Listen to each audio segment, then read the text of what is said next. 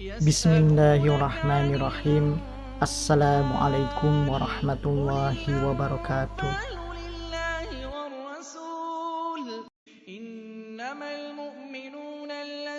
Zikir adalah salah satu ibadah yang memiliki keutamaan yang banyak dan besar di sisi Allah Subhanahu wa Ta'ala.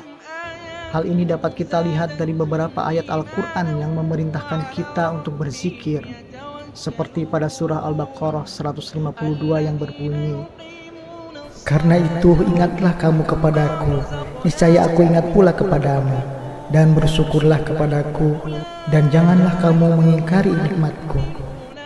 Atau di dalam surah Ali Imran ayat ke-41, "Dan sebutlah nama Tuhanmu sebanyak-banyaknya, serta bertasbihlah di waktu petang dan pagi hari. Dengan zikir, maka hati akan menjadi hidup." Ibnul Qayyim pernah mendengar gurunya, Syekhul Islam Ibnu Taimiyah berkata, "Zikir pada hati semisal air yang dibutuhkan ikan. Lihatlah apa yang terjadi jika ikan tersebut lepas dari air." Betapa besar dan penting zikir itu bagi kita. Namun, bagaimana tata cara zikir yang benar sesuai dengan tuntunan Rasulullah?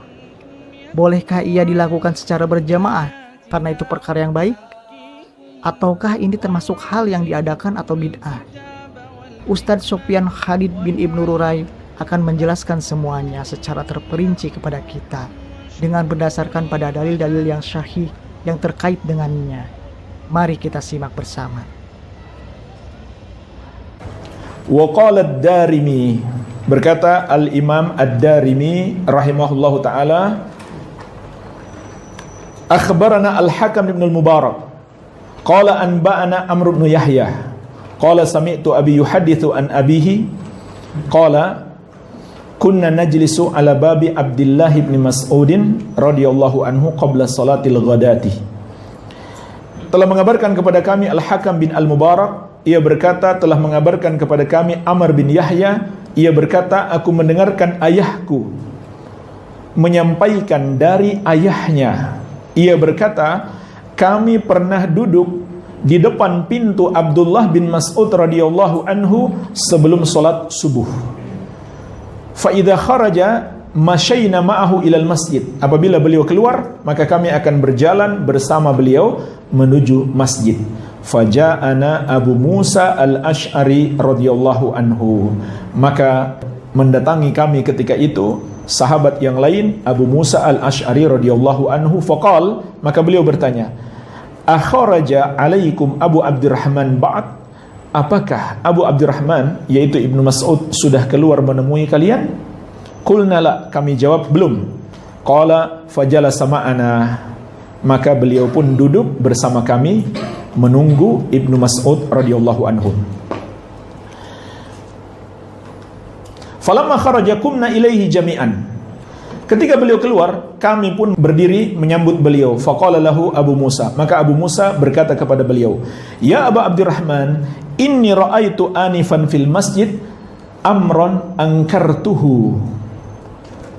Walhamdulillah lam ara illa khairan." Wahai Abu Abdurrahman, sesungguhnya aku melihat tadi di masjid sesuatu yang aku ingkari, tetapi alhamdulillah aku tidak melihatnya kecuali kebaikan. Jadi ada kebimbangan pada diri Abu Musa. Ini kelihatannya baik, tapi di lain sisi beliau mengingkari karena ini sesuatu yang baru, namun kelihatannya baik. Maka beliau perlu bertanya kepada orang yang lebih berilmu daripada beliau. Dan jemaah sekalian, ini juga dijadikan dalil para ulama ketika muncul hal-hal yang baru, terlebih lagi akan memberi dampak kepada masyarakat luas, maka hendaklah kita merujuk kepada para ulama besar. Inilah teladan sahabat. Ya, kurang apa ilmu Abu Musa, tapi beliau merasa ada yang lebih berilmu, Abdullah bin Mas'ud. Beliau pun datang minta saran-saran dan pendapat Ibnu Mas'ud radhiyallahu anhu. Seperti yang telah kita jelaskan kemarin, di masa-masa fitnah tidak semua orang yang layak dijadikan rujukan, apalagi anak-anak muda yang masih terbawa emosi. Qala fama huwa, kata Ibnu Mas'ud, apa itu? Faqal, maka kata Abu Musa, in ishtafa satarahu, kalau kamu hidup kamu akan melihatnya. Qala, beliau berkata, Ra'aitu fil masjidi qauman hilaqan julusan. Aku melihat di masjid satu kaum membuat lingkaran dalam keadaan duduk. Yantadhiruna shalah, mereka menunggu salat. Fi kulli halqatin rajulun, di setiap halqah, di setiap lingkaran ada seseorang. Wa fi aidihim hasan, di tangan-tangan mereka ada batu-batu kerikil. Fayaqulu, yaitu mereka hitung zikirnya dengan batu-batu kerikil tersebut.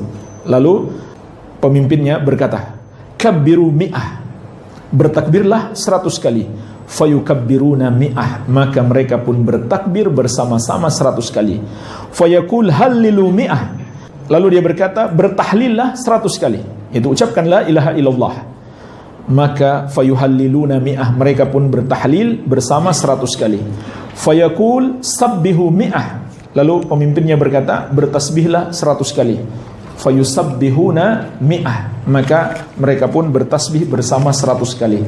Qala famadza qulta lahum, kata Ibnu Mas'ud radhiyallahu anhu, lalu apa yang kamu katakan kepada mereka? Qala ma qultu lahum syai'an intidhara ra'yik. Aku tidak mengatakan, beliau menjawab, Abu Musa menjawab, aku tidak mengatakan apapun kepada mereka karena menunggu pendapatmu. Qala, maka Ibnu Mas'ud berkata, afala amartahum an ya'uddu sayyi'atihim wa dominta lahum alla yafuta min hasanatihim syai'. Mengapa engkau tidak perintahkan mereka untuk menghitung saja kesalahan-kesalahan mereka, dan engkau jamin bagi mereka tidak akan luput kebaikan mereka sedikit pun. Enggak perlu mereka hitung-hitung. Summa madha, kemudian beliau pun berlalu, yakni Ibnu Mas'ud berlalu menuju masjid. Famadaina ma'ahu, kami pun berjalan bersamanya. Hatta ata halqatan min tilkal hilaq, sampai beliau mendatangi salah satu dari lingkaran orang-orang yang sedang berzikir tersebut. Faqala ma hadzal ladzi arakum tasnaun, lalu Ibnu Mas'ud berkata kepada mereka, apa yang aku lihat kalian lakukan ini? Faqalu ya Aba Abdurrahman hasan na'uddu bihi takbir wa tahlil wa tasbih. Mereka menjawab, wahai Abu Abdurrahman, ini adalah batu-batuan, kami hitung dengannya takbir, tahlil dan tasbih. Qala, maka Ibnu Mas'ud menjawab, fa'uddu sayyi'atikum fa ana dhaminun alla yadhi'a min hasanatikum syai'un. Hitunglah kesalahan-kesalahan kalian, maka aku menjamin tidak akan sia-sia kebaikan kalian sedikit pun. Waihakum ya ummata Muhammadin ma asra'a halakatakum. Celaka kalian wahai umat Muhammad, betapa cepatnya kebinasaan kalian. Haula'i ashabu Muhammadin bainakum mutawafirun. Padahal mereka para sahabat Muhammad sallallahu alaihi wasallam masih banyak hidup di antara kalian. Maksudnya kenapa kalian buat-buat sendiri? Enggak bertanya kepada para sahabat Nabi Muhammad sallallahu alaihi wasallam. Wa hadhihi thiyabuhu lam tablah, dan inilah pakaian beliau belum usang. Wa aniyatuhu lam tankasir, dan bejana-bejana beliau belum pecah. Maksudnya ini belum lama kematian Nabi Muhammad sallallahu alaihi wasallam. Walladzi nafsi biyadihi innakum la'ala millatin hiya ahda min millati Muhammadin au muftatihu babi dolalatin. Demi Allah yang jiwaku ada di tangannya, sesungguhnya kalian berada di atas agama yang lebih mendapatkan petunjuk dari agamanya Muhammad sallallahu alaihi wasallam, atau sebenarnya kalian sedang membuka pintu kesesatan. Artinya kalian hanya dua kemungkinan. Satu, kalian merasa lebih baik daripada Muhammad sallallahu alaihi wasallam, dan itu tidak mungkin. Yang kedua, kalian sebenarnya sedang membuka pintu kesesatan. Jadi satu dari dua kemungkinan. Iya. Maka Ibnu Mas'ud radhiyallahu anhu menyalahkan perbuatan yang mereka lakukan. Apa yang mereka lakukan? Zikir berjamaah.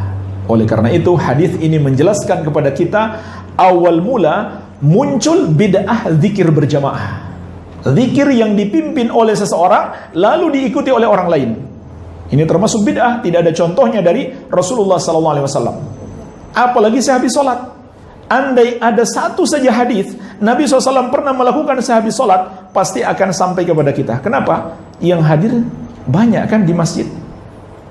Kalau saja beliau mencuci kemaluan, bagaimana cara beliau mencuci kemaluan, itu hadisnya sampai kepada kita. Yang melihat hanya istri beliau.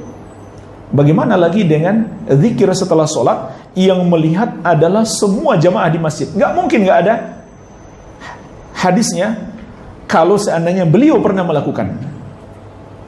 Jadi tidak ada sedikit pun Nabi SAW pernah berzikir berjamaah, tidak sehabis sholat, tidak di kesempatan yang lain.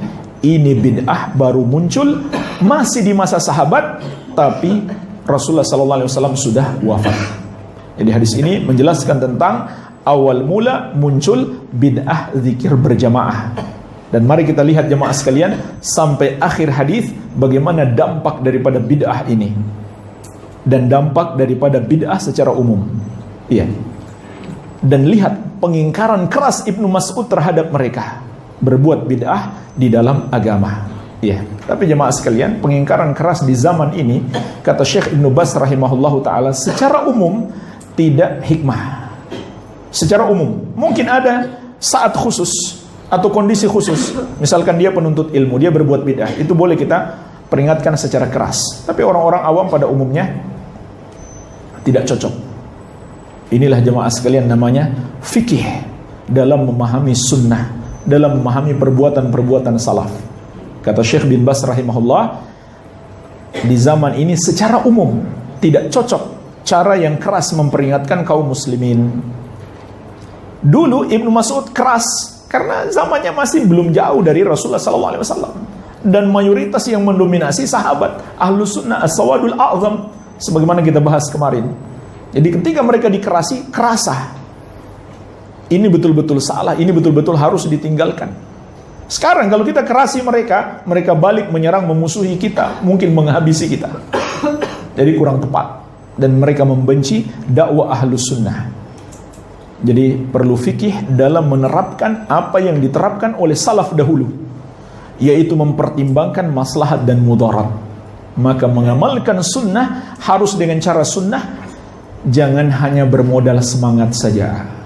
Itu akan lebih banyak merusak daripada membuat perbaikan. Maka jangan heran kalau banyak orang berkesimpulan, wah salafi itu keras. Padahal itu hanya ulah segelintir orang yang tidak memahami sunnah dengan baik, hanya modal semangat. Iya.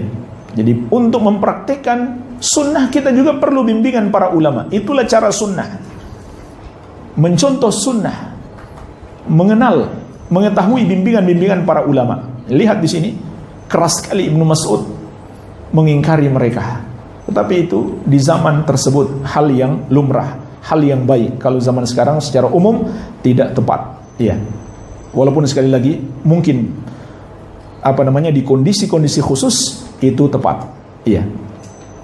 Kalau ketika Ibnu Mas'ud mengingkari mereka, apa jawaban mereka? Wallahi ya Aba Abdurrahman, ma aradna ilal khair. Mereka bersumpah, demi Allah wahai Abu Abdurrahman, tidaklah yang kami inginkan kecuali kebaikan. Perhatikan jemaah sekalian, persis seperti jawaban ahlul bid'ah zaman sekarang. Kami kan niatnya baik, apalagi zikirnya kan baik, tahlil, tasbih, tahmid itu kan baik. Maka perhatikan jawaban orang berilmu, jawaban sahabat Nabi SAW. Qala, beliau berkata, wa kam min muridinil khair lan yusibahu. Dan berapa banyak orang yang menghendaki kebaikan atau berniat baik, tapi dia tidak mendapatkan apa-apa. Kenapa? Caranya tidak benar. Jadi nggak cukup hanya dengan niat baik saja, harus disertai dengan cara yang mencontoh Rasulullah SAW. Kemudian beliau berkata, Inna Rasulullah SAW haddathana, sesungguhnya Rasulullah SAW telah menyampaikan kepada kami, anna qauman yaqra'una al-Qur'ana la yujawizu taraqiyahum, bahwasannya ada satu kaum yang membaca Al-Quran tapi tidak melampaui kerongkongan mereka.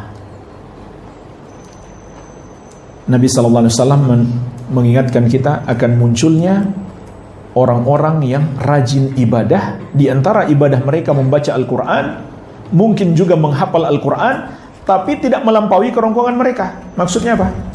Mereka tidak paham, hanya baca saja, hafal saja, nggak paham.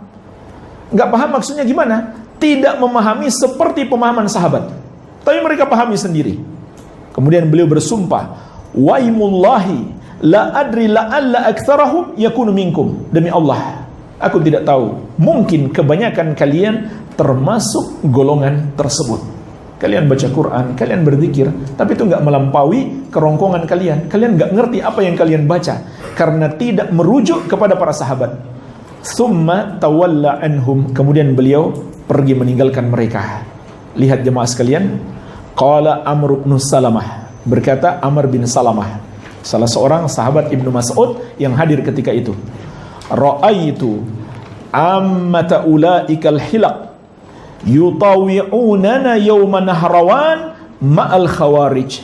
Aku melihat kebanyakan yang mengikuti kelompok-kelompok zikir tersebut memerangi kami pada hari peperangan An-Nahrawan. Mereka bergabung bersama Khawarij. Di sini para ulama mengingatkan kita, bid'ah yang kecil akan mengantarkan kepada bid'ah yang besar. Tadinya bid'ahnya kecil, kemudian mereka bergabung dengan kelompok Khawarij, memberontak kepada kaum muslimin, kepada penguasa kaum muslimin, kepada Ali bin Abi Thalib, dan mengkafirkan kaum muslimin, kemudian menghalalkan darah kaum muslimin, memerangi para sahabat Nabi SAW, generasi terbaik di muka bumi ketika itu mereka perangi. Jemaah sekalian, tadi kita katakan bid'ah yang kecil, maksudnya bukan dosanya kecil. Kecil kalau dibandingkan dengan bid'ah yang lebih besar, itu maknanya. Bukan kecil artinya berarti nggak apa-apa, kecil, sepele, tidak.